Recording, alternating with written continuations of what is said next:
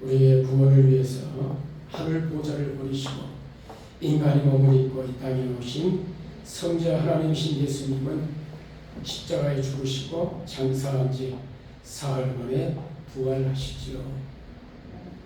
그리고 40일 동안 부활의 몸으로 계시면서 제자들에게 하나님 나라의 일을 말씀하십니다. 그리고 이제 승천하셔서 지금 하나님 보좌 우편에 좌정에 계십니다. 우리가 늘 오늘도 예배 시간에 우리가 사도들의 신앙 고백 그리고 우리의 신앙 고백으로 고백했던 내용들 가운데 있는 그런 내용들이죠. 오늘 본문은 부활 후 40일 승천을 앞두고 제자들이 하신 지상에서의 마지막 말씀이 오늘 본문의 말씀입니다. 장소는 예루살렘이고요. 그리고 예루살렘에서 가까운 감람산이 바로 오늘 예수님께서 이 말씀을 하시는 장소입니다. 감람산은 예루살렘의 동쪽에 위치한 그런 아마 이 예루살렘 중 가장 높은 산 가운데 하나인데요.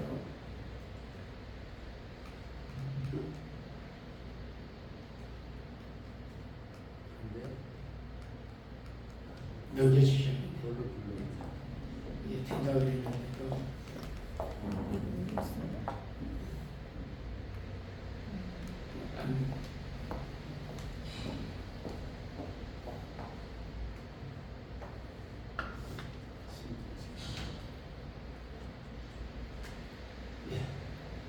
이게 자세히 보이지 않지만은 그냥 살피시면 됩니다. 지금 이제 그 예루살렘 성이 이제 좌측에 있고 오른쪽이가 지금 이 감람산이죠. 지금 빨갛게 원으로 해놓은 것이 그려놓은 것이 지금 감람산입니다. 사도행전 1장 이제 12절에 보면은 제자들이 감람원이라는 산으로부터 예루살렘으로 돌아왔다. 예수님 승천하시고 제자들이 돌아왔는데 바로 그 산이 감람산이다 하고 우리가 알려주는 이 내용이 12절에 나오고 있습니다. 자, 넘겨보시죠. 돼요? 이렇게 넘겨주세요. 화면 넘겨주세요.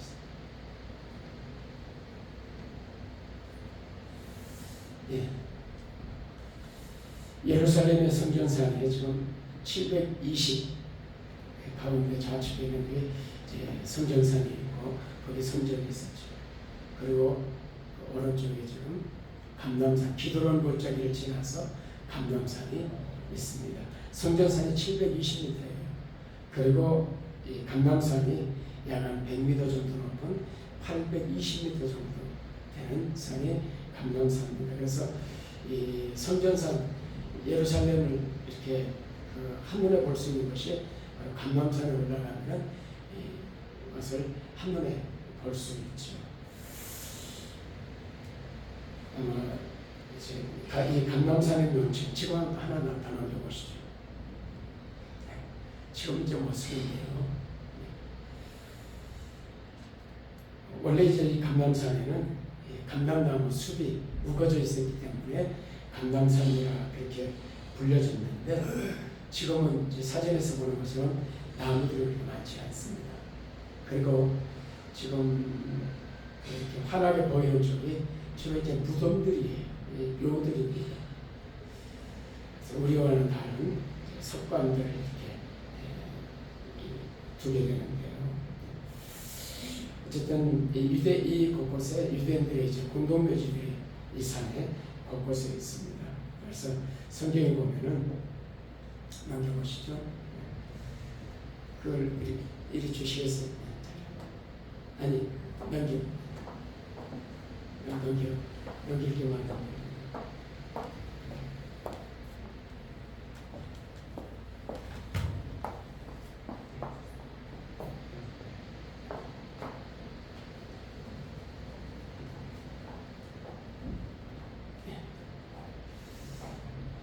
열왕기상 11장에 보면은 이 산에 대해서 그 예루살렘 앞산 그래.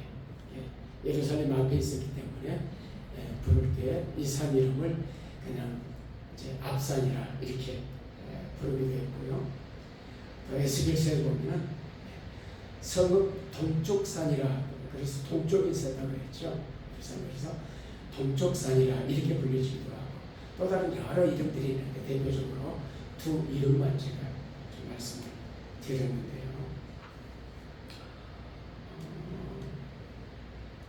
지금 이 산을 이제 이렇게 여러 가지 이름으로 불려지는데 특별히 그 성경에 보면 원문에서는 히브리 성경 원문에는 자이트라고 하는 즉 올리브나무라 그렇게 되어 있거든요. 그래서 여기 이제 글씨가 작아가지고 영어로 이제 마운트오프 올리브로 되는데 이제 그 에스파뇰 성경을 보게 되면요,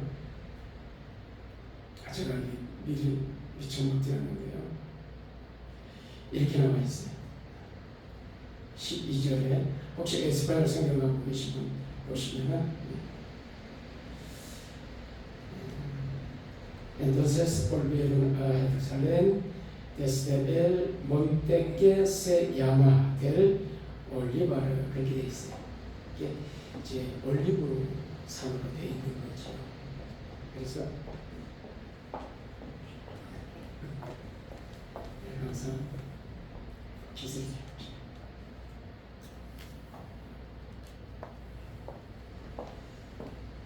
그래서 이 산이 원래 이제 성경이보다 원문에도 그렇고 다 올리브 산으로 되어 있는데 우리는 지금 계속 감람 나무 또는 감람산 그러거든요.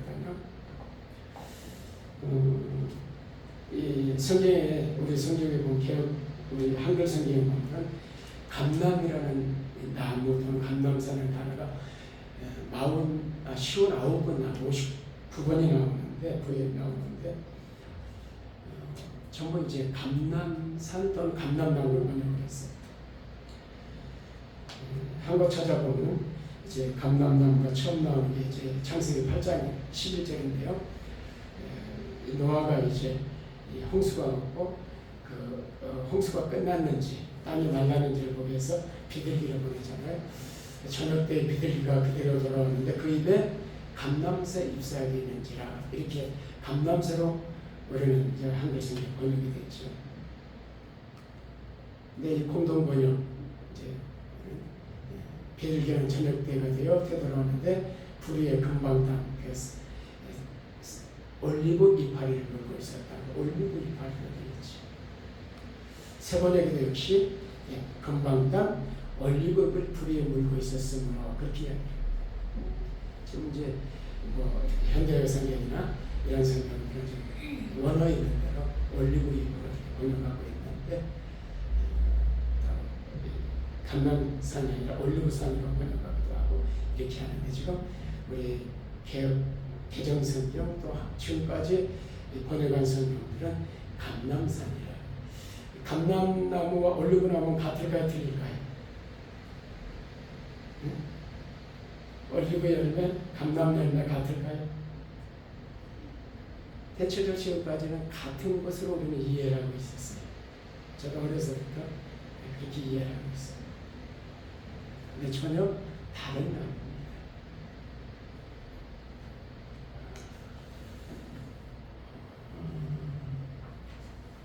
성경 식물사전을 찾아보면 이렇게 나와요. 감람이라는 단어는 중국에서 가져온 것이다. 성경의 올리브나무를 중국에서 번역된 감람을 그대로 가져와 감람나무로 생각하지만 식물학상 범인이 다른 나무이다. 올리브나무는 물풀의 나무목에 속하나 감람나무는 무환자 나무목 감람과에 속한다. 종 자체가 달라요. 그리고 올리브나무는 크고 10cm 이상을 자라지 않아요. 감람나무는 약 한 30cm까지, 30m까지 자라요. 이런 나무. 그래서 이제 이 올리브나무는 10m, 카약 10m, 감람나무는 30m. 전혀 좀 다른 나무고 열매도 제가 띄우려다가 열매도 비슷해요. 좀 다르죠. 어쨌든 그래서 왜 그럼 우리가 지금도 이제 이렇게 우리 개정지역이나 지금까지 번역하면서 바꾸지 않았는가? 좀 바꿨으면 좋겠다. 그래서 지금 이제 새로운 번역이나 이런 번역들은 올리브 나무 등 올리브산이라 이렇게 바꾸고 있는데 혼돈이 올까봐 그냥 그대로 놔두는 것이 크게 문제가 되지 않으니까. 그러나 우리는 좀 더 상식적으로라도 좀 알고 있는 게 필요하지 않겠냐 하면서 좀 말씀을 드렸는데요. 아무튼 이 감람산은 올리브산 그런 것도 정확하겠지만 지금까지 우리가 감람산으로 알고 있었으니까 그대로 감람산으로 표현해서 이 감람산은 예루살렘 동쪽 3-4km에 걸쳐 있는, 딱 떨어져 있는 게 아니라 예루살렘에서 쭉 이렇게 등성을 이루고 있는 산이에요. 3-4km 정도. 그래서 이제 이 정상이 이제 이렇게 넘어가는 그런 산인데 예수님께서 자주 이제 이 감람산에 가셨고 그 감람산에 겟세마네 동산이 있었거든요. 거기 가서 기도하시고 그렇게 자주 찾던 그런 장소였습니다. 이 감람산에서 예수님이 승천하셨고 그리고 다시 재림하실 장소도 많은 특별히 유대주의 학자들은 이제 감람산으로 재림하지 않겠는가. 그래서 아까 그 사진에 보면은 이제 이 감람산에 지금 무덤들이 많이 있잖아요. 왜냐하면 주님이 거기로 재림하실 것이고 그래서 어떻게 재림을 사모하는 분들 어떻게 해서든지 감람산 쪽에 그곳 공동묘지에다가 자신의 이 묘를 쓰려고 애를 씁니다. 거기 그래서 이 묘지가 많은 거예요. 이 감람산에서 승천을 앞두시고 예수님께서 마지막 제자들에게 하신 말씀 오늘 본문인데요. 4절부터 보면은 사도와 함께 모이사 그들에게 분부하여 이르시되 예루살렘을 떠나지 말고 내게서 들은 바 아버지께 약속하신 것을 기다리라 라고 말씀하세요. 내게서 들은 바, 그러니까 예수님께서 제자들에게 뭘 말씀하셨다는 거예요? 평소에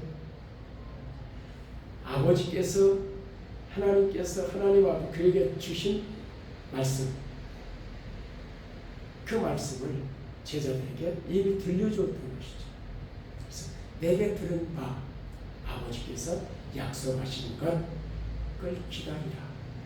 그 약속하신 것, 그들이 기다려야 되는 것, 지금 뭐냐?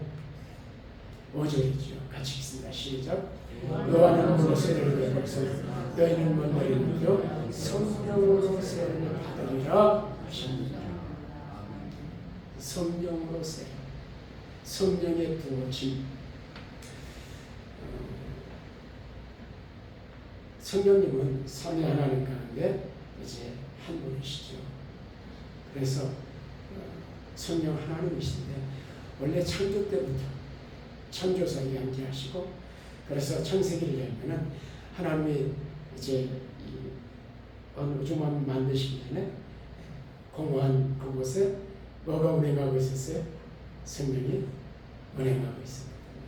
그러면서 성령께서 창조사에 참여하시고 그리고 구약에 계속해서 성령 하나님이 나타나시죠. 예수님이 잉태하실 때도 성령으로 잉태되고 성령님이 따로 있다가 오시는 게 아니고 삼위 하나님 함께 하시던 이 성령 하나님께서 이제 특별하게 지금 이 땅에 오시는 것이에요. 크게 시대를 세 부분으로 나눕니다. 그래서 구약 시대를 대부분 성부 시대 그렇게 이야기하는 거죠.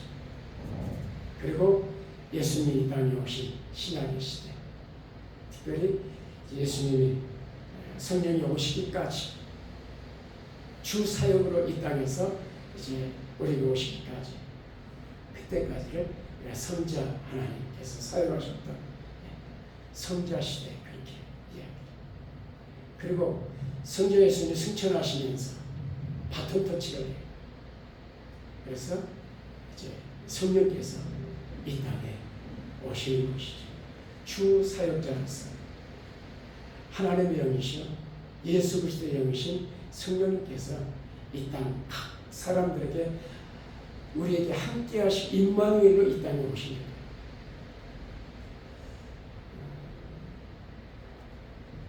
하여튼 여기 이제 이미 약속됐다고 그러는데 어떻게 약속됐는가?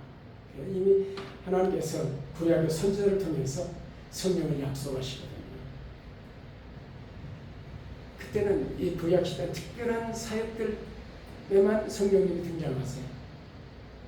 그런데 이제 모든 사람들에게, 모든 신자들에게 이 성령을 부어주겠다는 약속이 이제 요엘서 이렇게 요엘 선지자를 통해 이렇게 말씀. 그에 내가 내 영을 만민에게 부어주리니 너희 자녀의 장래일을 말할 것이며 너희 너를 꿈을 꾸며 너희 자녀의 이상을 볼 것이며 그때 내가 내 영을 남조가 여종에게 부어줄 것이다. 누구의 영? 하나님의 영. 또 예수 그리스도의 영. 그 영이 우리에게 부어질 것이다. 이미 그에게 약속이 되어 있죠. 예수님께서 이 구약에 예언되고 말씀된 이 약속을 제자들에게 오실 것이다 말씀하십니다. 에스겔서에도 보면 또 새 영을 너희 속에 두고 또 내 영을 너희 속에 두어. 그래서 이제는 성령께서 우리 안에 오셔서 우리로 하여금 우리의 노력이나 인간의 힘으로 살지 않으려고 성령의 능력으로 살 수 있도록. 그래서 너희로 하여금 내 윤리를 행하게 하리니 너희가 내 길을 지켜서 행하게 될 것이다. 그리고 예수님께서 또 이제 요한복음 14장, 요한복음 16장에 특별히 예수님의 성령론에 관한 성령에 관한 말씀을 하고 계십니다. 14장 이렇게 말씀합니다. 또 내가 아버지께 구하겠으니 그가 또 다른 보혜사를 너희에게 주사 영원토록 너희와 함께 있게 하리니. 그래서 또 다른 보혜사. 이게 지금 이 둘이 이제 컵이죠. 컵이 좀 큰 컵이고 이건 좀 작은 컵이에요. 컵에다가 물을 따르는데 이건 또 다른 컵에다 따른 것이죠. 진리 같아요. 또 다른 보혜사. 이게 전혀 다른 게 이것과 이거는 전혀 달라요. 그렇죠? 이것과 이건 전혀 다른 거예요.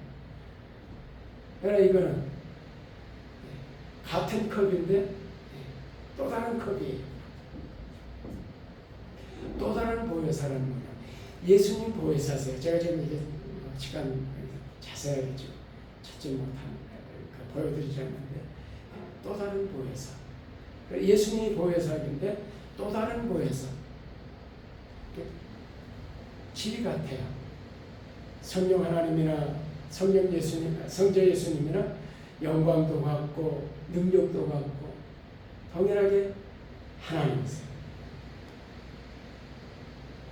그런데 그 보혜사께서 이 땅에 오십니다. 내가 하나님께 아버지께 보일 또 다른 보혜사를 주실 것이다. 그래서 영원토록 함께 있게 할 것이다. 이게 그분의 약속이죠. 이걸 말씀하셨죠. 그래서 그는 진리의 영이라 보혜사는 여러 이름을 가지고 있어요. 이 성령님은 보혜사라고 불리고 또 진리의 영이라고 불리고 여러 이름들이 있는데 세상은 능히 그를 받지 못하나니 그러나 너희는 그를 아나니 그는 너희와 함께 거하시니 또 너희 속에 계시겠습니다. 다음에 기회 될 때 말씀드리면 그래서 우리가 우리 안에 오셔서 우리를 성전 삼고 계시거든. 구약 시대에는 성전에 하나님이 계셨어요. 지성소에 들어가서 하나님을 위해서. 지금은 이제 구약에는 성전 시대였었죠. 지금은 바로 누가 성전이에요? 저와 여러분 한 분 한 분의 성전이고, 그래서 여러분의 성전이고, 그래서 우리가 예배당이라고 이야기해 성전이라고 말하지 않아요. 보통 뭐 성전 건축한다 그러면 성전 건축이 아니에요. 예배당을 건축하는 것이죠. 이건 우리가 나가면 여기 술집이 될 수도 있고, 이거는 다른 여러 여타 업종들이 들어올 수 있어요. 우리가 이 땅에 있는 동안 우리가 혹 성전이라고 이름을 붙인다면 그거는 우리 하나님께 우리가 거룩한 예배를 드리는 장소이기 때문에 이 장소가 그런 의미에서 거룩하다는 의미에서 성전이라는 표현을 쓸 수는 있지만, 구약에 이야기하는 그런 성전은 아니에요. 그래서 그렇게 이야기를 하게 되면 예수님께서 이 성전을 헐라, 참 성전은 어떤 거였어요? 예수님 자신이 성전이셨어요. 무너졌어요. 그래서 지금 하나님은 어디 계시는가? 참된 성전은 우리 안에 성령으로 오신 거죠. 그래서 우리와 함께 너희 속에 계실 것이다. 그전에는 계시지 않았거든요. 특별한 사역을 하셨어요. 성령으로 예수님 잉태하게 하시고 바로 사역들 하셨지만은 각 개인들에게 오시지 않았거든요. 예수님이 내가 떠나는 것이 너에게 유익이라. 그러나 내가 너에게 십상을 말하는 내가 떠나는 것이 너에게 유익이라. 내가 떠나지 아니하면 보혜사가 내가 오시지 않는다. 가야 오시는 것입니다. 왜냐하면 이 말씀은 무슨 이야기냐면 예수님은 육체로 계셨기 때문에 장소에 제한이 있어요. 성령님은 영이시기 때문에 장소에 제한을 받지 않았어요. 각 사람에게 임하세요. 그래서 우리로 하여금 예수님은 너희가 나보다 더 큰 일을 할 것이다 그렇게 말씀하시고, 성령께서 우리 안에 오셔서 우리를 도와주시고 그리고 우리와 함께 하시기 때문에 더 큰 일을 할 것이다 그렇게 말씀합니다. 그래서 그러나 내가 너에게 식사를 말하는 내가 떠나는 것이 너에게 유익이라 이렇게 말씀하셨어요. 내가 떠나가지 않으면 보혜사는 너에게로 오시지 아니할 것이고 가면 내가 그를 너에게로 보낼 것이다. 성부 하나님께서 구약에 이미 약속했어. 보내시겠다. 에스겔을 통해서 또는 요엘 선지를 통해서 약속하시고 예수님께서 이렇게 약속하시고 내가 가면은 성령님을 보내실 것이다. 그래서 누가복음 24장 49절 볼지어다 내가 내 아버지께서 약속하신 것을 너에게 보내리니 성령님을 이야기합니다. 너희는 위로부터 그 성령 위로부터 임하시거든. 그래서 오늘 무슨 절기에 성령 강림절 그래. 재림과 강림은 약간 차이가 있어요. 재림도 강림이에요. 그런데 다시 오시는 강림이고 위로부터 오셨기 때문에 그래서 강림이라는 표현을 써요. 위로부터 능력으로 입혀질 때까지 이 성에 머물러 하시니라. 그래서 오늘 이 본문에서는 그렇죠. 사도와 함께 모여서 그들에게 분부하여 이르시되 예루살렘을 떠나지 말고 내게서 들은 바 아버지께서 약속하신 것을 기다리라. 그 약속하신 게 무엇인지 이해가 되시죠? 그 약부터 약속이 오셨어요. 예수님께서 이 땅에 오셔서 거듭거듭 말씀하셨어요. 오실 것이다. 기다려라. 요한은 물로 세례를 베풀으나 너희는 몇 날이 못되어 성령으로 세례를 받으리라. 그래서 여러분 세례 받기 전에 이제 문답 공부하잖아요. 질문하죠. 세례는 몇 가지가 있습니까? 그럼 물세례와 불세례가 있습니다. 불세례가 성령세례죠. 그래서 물세례를 받아도 성령세례를 받은 사람이 있고, 성령세례를 받았음에도 물세례를 받지 않은 사람도 있고. 그러나 이제 이 초대교회 때는 예수 믿겠습니다 그러면은 바로 세례를 주고, 그래서 이 사도행전 2장에 보면은 너희가 회개하여 주의 사랑을 받아 그리하면 성령을 선물로 받을 것이다, 그렇게 말씀합니다. 여러분 모두 성령세를 받으셨습니까? 성령은 성령이 아니고는 예수를 그리스도라 주시라 말할 수 없고, 성령이 없으면 그리스도인이 아니라 그렇게 말씀합니다. 그래서 이 예수님께서 예루살렘을 떠나지 말고 기다려라. 그래서 이 오순절날 이미 이름에 그들이 다 같이 한 곳에 모여 있었어요. 그래서 이제 이 오순절, 구약의 3대 절기 가운데 하나죠. 유월절, 그리고 오순절, 또 조실절, 청원절, 세 절기가 3대 절기인데 그 가운데 하나 유월절로 시작해가지고 유월절부터 계산을 해. 그래서 7일 일주가 지나고 7번 지나는 게 7은 49, 그리고 50일째 되는 날이 바로 오순절이거든요. 맥추절로 불리기도 하고 또 칠칠절로이라고도 불리기도 하고 같은 이제 이야기인데, 그래서 이제 50일째 되는 날이라 그래서 오순절, 7주를 지나면 7칠절, 그때 맥추 감사를 드리기 때문에 이제 맥추절 이렇게 불려지는 것이죠. 같은 절. 그래서 예수님 40일 계셨잖아요. 부활로. 그리고 승천하셨어요. 그러면 제자들이 어느 정도 기다렸겠어요? 며칠 정도 기다린 것 같아요?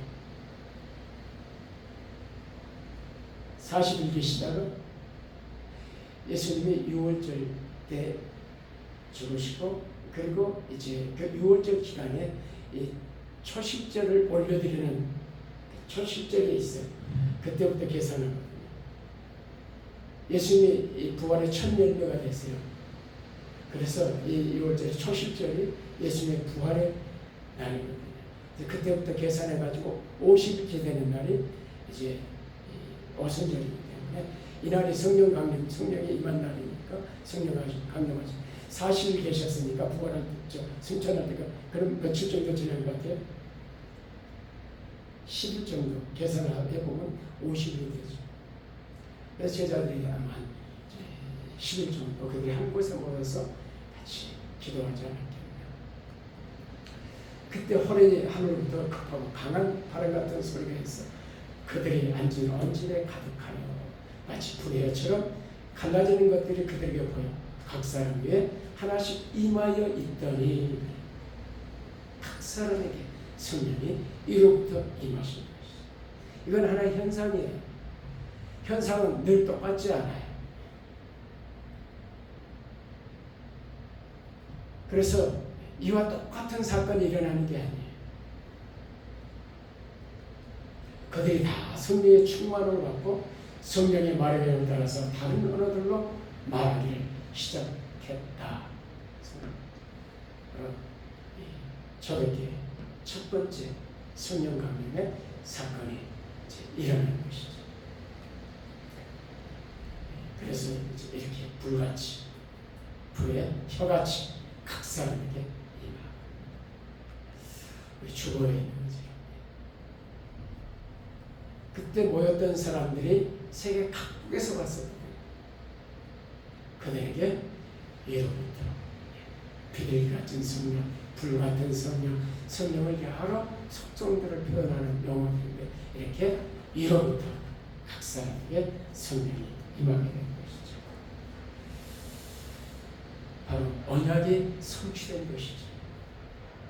이날이 바로 오늘 우리가 성령 강림절. 그래서 베드로가 이제 사도행 2장에 설교하면서 그 사람들이 이 성령의 임한 그들의 모습을 보고 술 취했다는 거예요. 전혀 다른 사람입니다.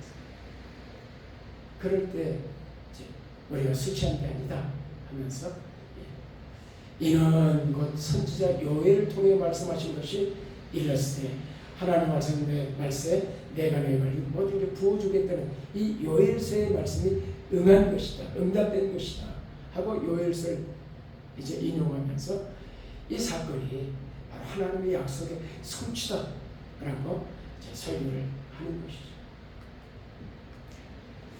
그때 내가 내 영을 내 남정과 여러분에게 부어주니 그들이 일어나고 그들이 이렇게 놀라운 일이 일어날 것이다. 그래서 이제 오늘 이 성령 강림절, 사실 초대교회 때는 성탄절 그리고 부활절 그리고 성령 강림절의 3대절기예요. 그래도 우리는 부활절 여기 다 꽃도 장식하고 프랑카에 붙이고 성탄절도 어김없이 프랑카도 붙이고 장식하고 뭐 행사도 하고 그러던 성령 강림절은 자체가 없지요. 굉장히 중요한 날이거든요. 교회에서. 왜냐하면요, 사실 교회에서 성령 강림절 그런 날도 있었어. 대부분 많은 분들이 성령 강림을 잘 알지 못하는데 교회에서 이제 목사들이 강조하지 않았기 때문이죠. 그러나 이 성령 강림은 생각 이상으로 중요합니다. 왜냐하면 이 성령 강림절이 신약 교회, 오늘 우리의 이 교회가 탄생한 날이에요. 교회가 시작된 날이에요. 성령 강림과 함께 교회가 예루살렘 교회가 시작되거든요. 그래서 사도행전을 여기서부터 성령 행전이라 그렇게 부르요. 그리고 교회 행전이라 그렇게 부르요. 우리가 이제 9월에 이제 우리 39주년 설립기념 행사하지 않겠어요? 여러 가지 계획을 하고 계시는데요. 매년 설립기념을 지켜왔었지. 이렇게 성대하게 식사도 하고 여러 가지 행사를 하는데 정작 중요한 이 원교회 설립기념일은 그냥 넘어가는 것이죠.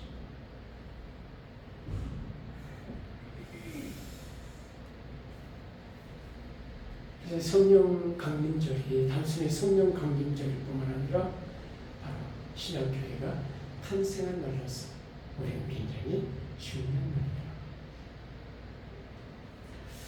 그래서 오늘 오직 성령이 내게 마시는 너의 권능을 받고 예루살렘 온 유대야 사마리아와 땅까지는 내 증인이 되리라. 이게 중요한 것이죠. 마지막 만찬 후에 겟세마네에서 예수님이 잡혀가신 그때 예수님을 다 버리고 도망하던 제자들이었습니다. 예수님이 부활하는 제자를 찾을 때 두려움에 떨면서 숨을 쥐고 문을 거꾸로 잠그고 숨어있던 제자들이었습니다. 이제 모든 건 끝났다 생각하고 낙심천만해하면서 옛 생업의 장소에 갈릴리의 어부로 되돌아갔던 제자들. 그런데 그들에게 성령이 부어졌을 때 그들의 삶은 달라졌습니다. 권능이나 능력이나. 그래서 그 달라진 생생한 삶을 사도행전이 증언하고 있는 것이죠. 그들이 어떻게 땅끝까지 이르러서 증인된 삶을 살아왔는지, 그리고 역사가 사도행전 28장 이후의 역사를 오늘날의 교회들이 쓰고 있는 것입니다.